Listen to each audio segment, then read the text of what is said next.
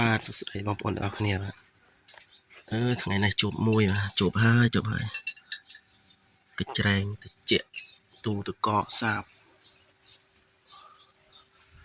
ធ្លាយខាងក្នុងធ្លាយមកកលែងផ្សារអត់ជឿបឥឡូវកាត់តបានសម្រេចកាត់តជឿបហើយដរាអស់លួង2 3តសៃអត់ចង់ជាប់ឥឡូវជឿបអត់ឥឡូវនេះដូចគ្នាធ្លាយទូចទេ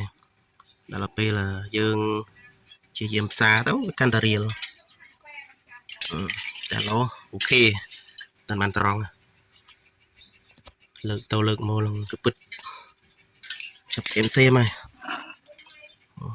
បុកសម្ពាធមើលណូថេប៉ុណ្ណេះតិចហើយប៉ុណ្ណេះខ្លួនទូសាបបាក់ដោះទៀតនេះលេងកឹបខ្លាំងពេកកាត់កាប់បន្តិចចាំមើលផ្សារចូលវិញមានពិបាកតិចហើយ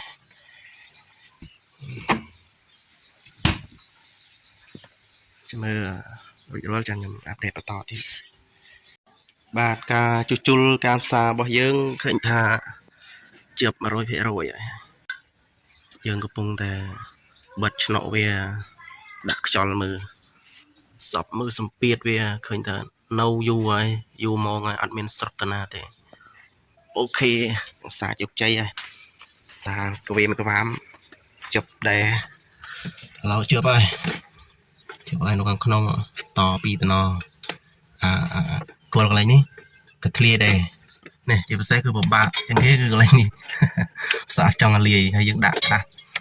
កណាត់ត្រឹបហើយនៅតែអត់ចង់ជប់ណាព្រោះយើងផ្សារប្រើរយៈពេលយូរជាងប្រើភ្លើងខ្លាំងពេកជ្រុលភ្លើងតិចពេកអត់លលាយអញ្ចឹងឃើញថាអូខេបញ្ចូលវិញហើយកាន់តែវាលួយទៅនេះនេះដោយសារការប្រហែសរបស់យើងប៉ុន្តែនៅខាងក្នុងវាមិនបញ្ហាទេខាងក្នុងយើងព្យាយាមធ្វើឲ្យវាស្រួលបួលឡើងវិញកញ្ច្រែងនេះគឺឃើញថាអូខេហើយបាទចាំបន្តិចទៀតយើងតាមដានជាមួយនឹងលទ្ធផលរបស់វាយើងបន្ទាប់ពីយើងលាង F11 ហើយយើងដាក់ខ្យល់មើលចឹងយើងលាងស្រួលបួលអស់ហើយនៅតែបញ្ចូលទេចាំយើងបញ្ចូលសិនយើងធ្វើតេស្តវាមើលទៀតថ្ងៃនេះមកអាប់ដេតជាមួយនឹងទូទឹកកកដែលយើងជួសជុលផ្សារកញ្ច្រែងហើយលាងប្រព័ន្ធហើយយើងធ្វើការចាប់មកវិញឃើញថាដំណើរការធម្មតាបាទយើងមើលសីតុណ្ហភាព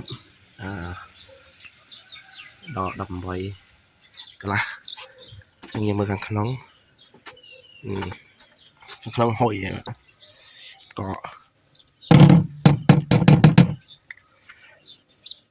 ឃើញថាកកជប់ជ័យហើយ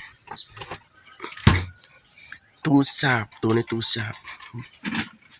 compressor mono គេ134ខាងក្រោមក៏តិចឲ្យដែរខាងក្រោមក៏តិចស្រាប់ទូដែលយើងផ្សារកញ្ច្រែងដូចរលហើយបាទអាចដឹកអមចាស់គេវិញបានហើយនៅមួយទៀតនេះខូច compressor អត់ទាន់បានផ្លាស់ប្ដូរទេនេះ Hisense ចឹងអរគុណច្រើន